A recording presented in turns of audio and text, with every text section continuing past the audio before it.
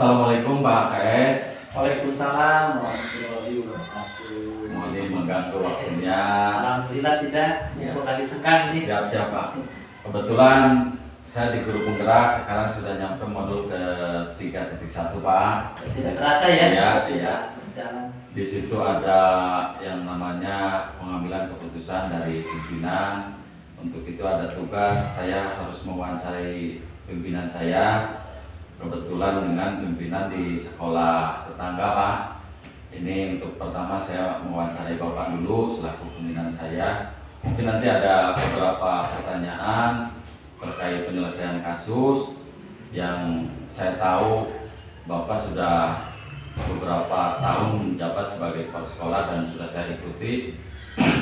Alhamdulillah dalam penyelesaian kasus Bapak selalu bisa menyelesaikan itu. Saya ingin meniru lah Mas, setidaknya setelah nanti saya di CGP ini mudah-mudahan langkah Bapak itu nanti bisa saya ikuti untuk pengambilan keputusan ini biar saya juga bisa menyelesaikan kasus yang terjadi nanti ke depannya. Mungkin ada beberapa pertanyaan Bapak. Yang pertama, apa sih kiat Bapak dalam mengidentifikasi kasus-kasus yang berhubungan dengan dilema etika seperti benar lawan benar dan juga bujukan moral. Kalau kita ambil ini benar tapi di sisi lain salah. Itu mungkin seperti itu Pak. Kiatnya untuk mengidentifikasi itu apa Pak? Mungkin ini permasalahan itu biasanya terjadi di sekolah kita, di sekolah SD Negeri Banjaran 5 ini Ya. adalah persoalan ketika penerimaan siswa baru. Iya. Permasalahannya adalah karena SD kita itu adalah SD yang paling ujung dan muridnya itu cuma menerima dari wilayah pinggiran saja, akan berhadapan nanti dengan SD sebelah yang gemuk. Akhirnya timbullah permasalahan. Iya. Karena permasalahan itu timbul, satu, siswanya itu kurang karena mungkin mereka KP-nya berhasil. Betul. Yang kedua adalah bisa juga mereka itu tertarik dengan SD sebelah. Makanya kami dari sekolah itu ketika penerimaan baru siswa, kalau dilaksanakan secara biasa itu sulit mereka untuk masuk ke sini karena SD sebelah itu punya strategi khusus. Akhirnya apapun yang harus kita lakukan punya strategi khusus, walaupun itu mungkin salah. Artinya itu setiap siswa baru itu dikasih pakaian sekolah. Alhamdulillah walaupun dapat sedikit siswanya, dengan motivasi ada dikasih walaupun itu salah atau tidak sesuai, ada siswa yang masuk ke Banjaran. Itu mungkin cara-caranya dikasih pakaian sekolah. Ya intinya untuk penarik apa menarik. Menarik ya. Kalau tidak seperti itu tidak dapat siswa sedikit mungkin yang masuk. Ya paham saya Pak. Terus selanjutnya langkah Bapak untuk menjalankan atau mengambil keputusan tersebut Pak, itu kira-kira Bapak langkahnya itu seperti apa Pak? Setiap ada penerimaan siswa baru pasti kami ada yang namanya rapat Dewan Guru. Dan di sana di dalam rapat Dewan Guru ini tentunya di sana ada tertera yaitu kepanitiaan. Di samping kepanitiaan berarti guru-guru yang sudah tercantum di sana itu adalah untuk melaksanakan tugas sesuai dengan tupoksinya. Jadi kami semua keputusan itu adalah hasil musyawarah daripada Dewan Guru. Iya. Berarti intinya berdiskusi dengan kepanitiaan, baik itu mungkin komite juga dilibatkan ya dalam hal ini. Ya, komite termasuk komite juga ikut ketika dalam musyawarah penerimaan siswa baru. Iya, menarik sekali Pak. terkait menjalankan keputusannya Bapak, itu apakah terutama di kasus-kasus yang sama-sama benar ya Pak ya, itu kiat Bapak dalam pengambilan keputusan tersebut itu seperti apa Pak? Jadi kiat-kiat saya sebagai yang dituakan di sini, tentunya kita mengambil langkah-langkah atau yang baik dan sesuai dengan prosedur. Jadi langkahnya itu kita mengambil keputusan bukan sendiri, tapi keputusan itu adalah keputusan yang diambil adalah keputusan bersama. Ya, ya, ya. Terima kasih. Terkait ini lagi Pak, kira-kira yang menurut Bapak hal yang paling efektif Pak dalam menyelesaikan itu apa Pak? Yang paling efektif itu tadi berarti kan seperti Bapak tadi sudah jelaskan. Kalau mau dapat siswa ya intinya harus bersaing dengan SD sebelah terkait contoh tadi seragam ya Pak ya. Jadi itu kalau ada yang lainnya seperti apa menurut Bapak? Jadi yang efektifnya itu adalah kita dari penerimaan siswa baru ini itu alhamdulillah berarti karena dari hasil musyawarah itu kita berjalan dengan baik. Berarti diskusi ya Pak? Diskusi. Melalui diskusi. Ya, betul. Berarti paling efektif tetap kita diskusikan. Diskusi bersama semuanya. Siap Pak. Ya. Memang saya mencermati seperti itu. Selanjutnya Pak, selama ini apa sih yang menjadi tantangan Bapak di penyelesaian kasus-kasus semacam itu ya? Tadi contohnya kita di kala PPDB ya Pak ya. Jadi yang menjadi tantangan itu sendiri menurut Bapak selaku kepala sekolah itu apa Pak?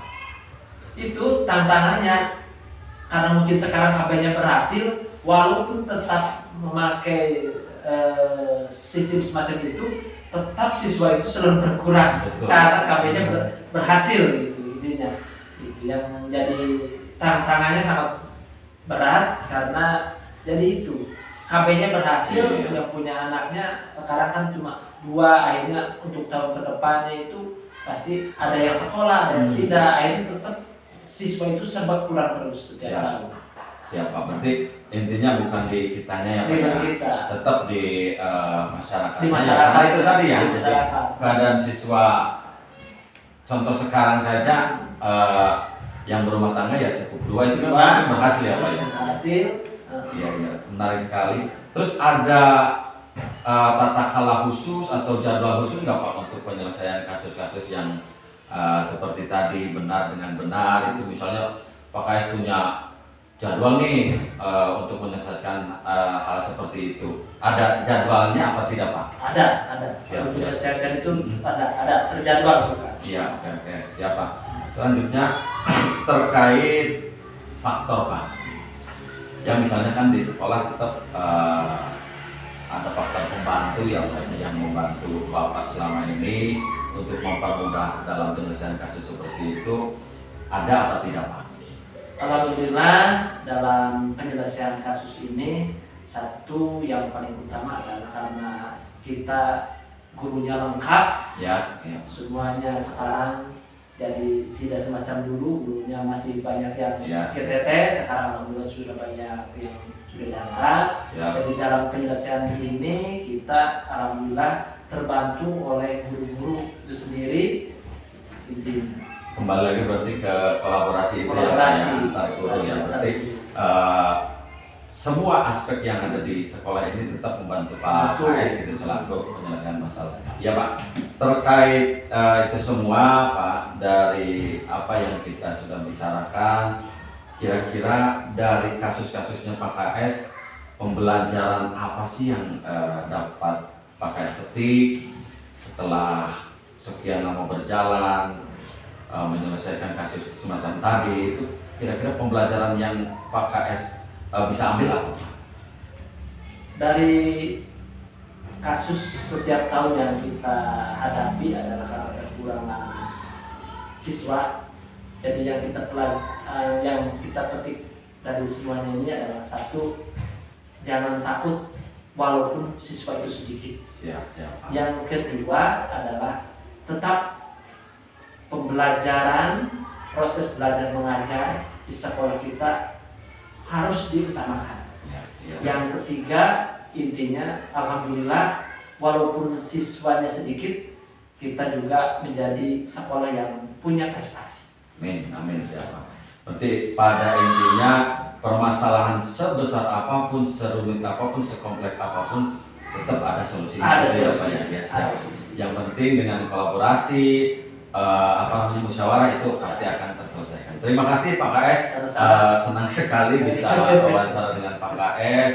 Menarik sekali tentang permasalahan-permasalahan yang sudah Pak KS selesaikan. Saya sangat antusias Pak. Terima kasih sekali selama ini telah menjadi pimpinan kami, dan mudah-mudahan kedepannya saya bisa meniru langkah-langkah yang sudah Pak KS ambil dalam penyelesaian masalah. Itu mungkin Pak yang bisa saya tanyakan dalam wawancara kali ini.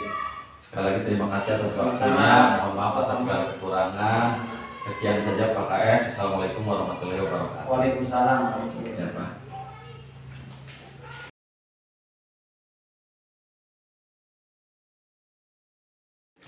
Assalamualaikum warahmatullahi wabarakatuh. Pak KS. Apa kabar Pak? Baik, bagaimana TGP? Alhamdulillah selama ini lancar. Ini kebetulan seperti ini Pak Sarwo Siswoyo, saya di 3.1 ada tugas terkait wawancara kepala sekolah dalam rangka pengambilan keputusan. Ini mohon Bapak nanti meluangkan waktu sejenak lah berwawancara dengan saya terkait hal-hal nanti yang akan saya tanyakan Pak. Siap, siap. Langsung saja ya Pak ya. Oke, Jadi bicara terkait kepala sekolah, tentunya Bapak sudah banyaklah menghadapi kasus-kasus ataupun masalah-masalah yang ada di sekolah. Terus selama ini Pak Carwo sendiri untuk menyelesaikan kasus atau mengidentifikasi kasus mana yang masuk ke dilema etika dan juga rujukan moral, yang kita tahu kan dilema etika itu kasus benar gitu kan, yang rujukan moral itu benar atau salah. Kira-kira kiat Pak KS sendiri selaku kepala sekolah itu dalam mengidentifikasi masalah tersebut seperti apa Pak? begini Mas. Jadi kalau kita mengidentifikasi masalah, yang saya lakukan mengidentifikasi dulu kasus yang terjadi dengan melakukan pengamatan terlebih dahulu, atau bisa mendengar berita dari orang lain. Baru setelah itu kita mengecek kebenarannya, yang pada intinya jika sesuatu itu salah, maka saya akan melakukan cross check dan tindak lanjut. Tidak begitu saja, oh ini salah, tidak. Namun jika hal yang sebetulnya sama-sama benar, maka tidak lepas dari musyawarah untuk menyelesaikan masalah tersebut. Oh iya, terima kasih Pak KS. Berarti intinya Pak KS selama ini tidak lepas dari diskusi, musyawarah dengan rekan guru yang lain ya, bahkan komite juga ya kan, seperti itu ya. Nah, terus untuk menjalankan keputusan atau pengambilan di sekolah Bapak ya Pak KS itu kira-kira seperti apa Pak? Begini, saya sebagai kepala sekolah tidak begitu saja bahwa saya adalah pimpinan. Siap. Bukan berarti pimpinan. Sebab di sekolah ada guru, ada komite. Betul, Pak. Jadi ketika saya mau mengambil keputusan, saya tidak lepas dari diskusi dengan guru, baik komite sebagai warga sekolah. Tidak lepas dari itu. Iya, siap. Berarti intinya kembali lagi ke diskusi ya Pak KS ya. Bagus sekali Pak. Selanjutnya langkah nih Pak, langkah-langkah atau prosedur seperti apa yang biasa Bapak lakukan selama ini di sekolah Bapak untuk itu tadi menyelesaikan dilema etika atau rujukan moral. Seperti apa Pak? Kita dari awal kan kalau ada permasalahan jangan begitu saja kita mengambil keputusan, tetapi kita mengecek dulu permasalahan, menentukan siapa yang bersalah, kemudian tidak lepas tetap berdiskusi dengan guru jika menyangkut kepentingan sekolah secara umum. Kemudian membuat keputusan, baru membuat keputusan itu pun tidak lepas dari diskusi kami. Sebab saya di sekolah tidak hanya saya saja sebagai kepala sekolah, tetapi ada guru, ada komite. Jadi tidak lepas, semua permasalahan saya lakukan dengan musyawarah, baik dengan guru maupun komite. Sebab pertimbangannya masalah itu ada baik dan buruknya. Sebagai serta aturan yang berlaku harus disesuaikan dengan aturan yang berlaku. Iya Pak KS.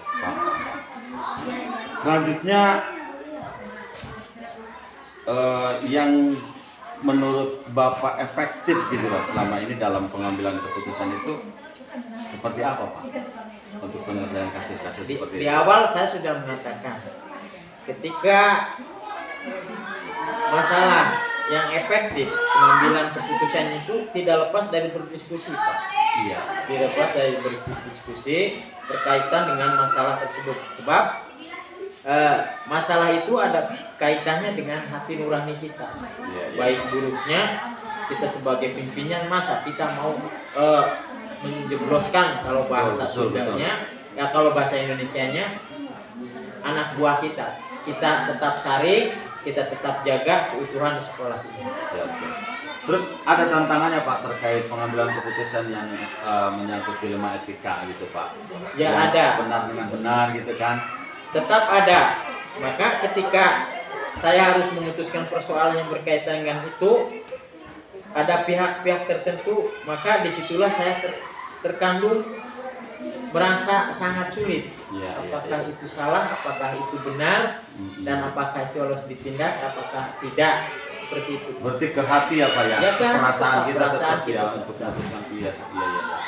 Selanjutnya ada tata tata kala atau jadwal seperti misalnya terjadwal atau bagaimana itu Pak terkait pemutusan permasalahan seperti itu? Adapun dalam permasalahan itu tergantung dari mendesak atau tidaknya permasalahan. Ketika permasalahan mencuat panjang, maka ada jadwal untuk cara menyelesaikannya. Jadi kalau umpamanya masalah begitu saja terjadi, ya kalau bisa langsung kita selesaikan.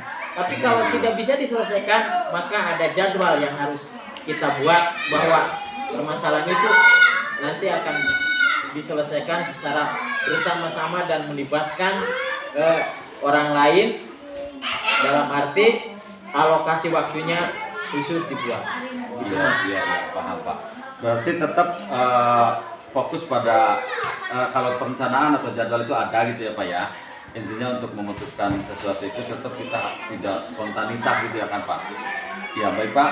Selanjutnya ada nggak Pak seorang atau faktor-faktor yang lain selama ini yang mempermudah atau membantu Bapak dalam pengambilan keputusan terutama di kasus dilema etika itu tadi Pak?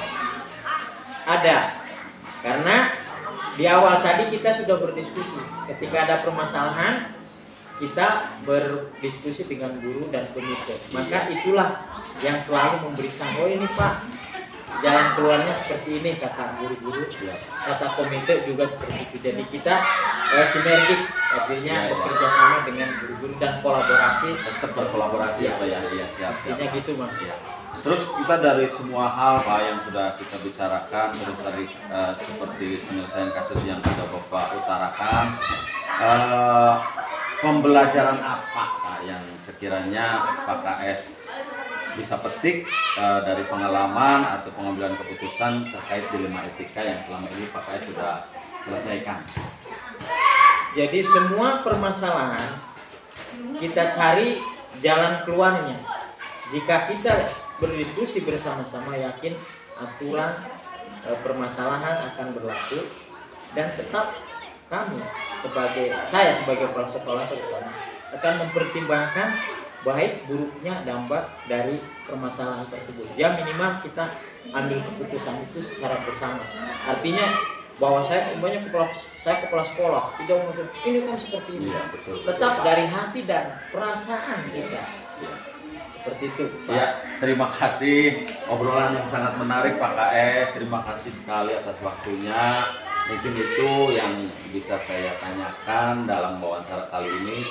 Mudah-mudahan apa yang saya tanyakan itu bisa berimbas pada saya Pak, kalau nanti saya lulus dari CGP ini menjadi satu pemimpin pembelajaran, bisa ya minimal meniru langkah-langkah yang sudah Pak Carwo praktekkan di sekolah Bapak ini di SD Negeri Gunung Larang 2. Terima kasih atas waktunya Pak Carwo. Mohon maaf atas segala kekurangan. Mungkin itu saja kita akhiri Pak wawancara pada pagi hari ini. Terima kasih waktunya Pak. Ya, terima kasih.